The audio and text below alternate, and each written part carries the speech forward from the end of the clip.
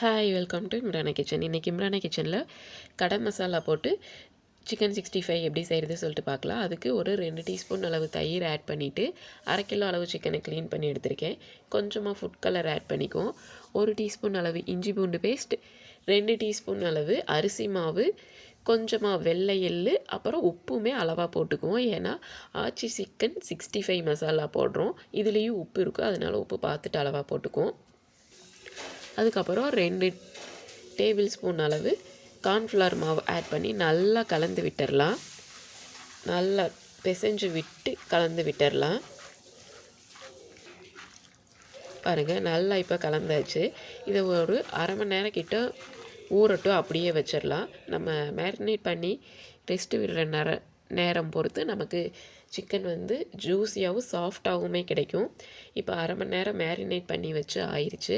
அதுக்கப்புறம் எண்ணெயை நல்லா சூடாக்கிட்டு சிக்கனை எடுத்து போட்டு நல்லா கிறிஸ்பி ஆகிற வரையும் 2 பக்கம் பெரட்டி விட்டு பொரிச்சு எடுத்தோம் அப்படின்னா நமக்கு சூப்பரான சிக்கன் 65 ரெடி ஆயிடுச்சு.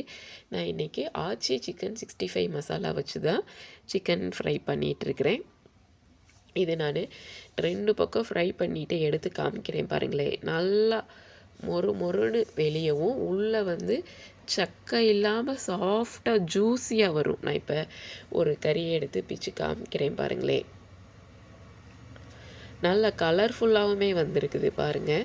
எல்லாம் கோட்டிங் கரெக்டாக வந்து அந்த மாதிரி நம்ம ஹோட்டலில் வாங்குகிற மாதிரியே அந்த ஸ்டைல்லையே இருக்குது பாருங்களேன். அதே மாதிரியே எல்லா சிக்கனையுமே நம்ம இப்போ ஃப்ரை பண்ணி எடுத்துக்கலாம். இப்போ நம்ம எல்லா சிக்கனையுமே ஃப்ரை பண்ணி எடுத்தாச்சு. நான் இப்போ லைட்டாக பிச்சு காமிக்கிறேன் பாருங்களேன். சக்கையாக இல்லாமல் நல்ல ஜூஸியாக சாஃப்டாக நகர்ந்து வருது பாருங்களேன். பார்க்கும்போதே ரொம்ப அட்ராக்டிவாக இருக்குது. இதே மாதிரியே நீங்களும் செஞ்சு பாருங்கள். இந்த வீடியோ பிடிச்சிருந்துச்சுன்னா லைக் பண்ணி, ஷேர் பண்ணி, சப்ஸ்கிரைப் பண்ணுங்கள்.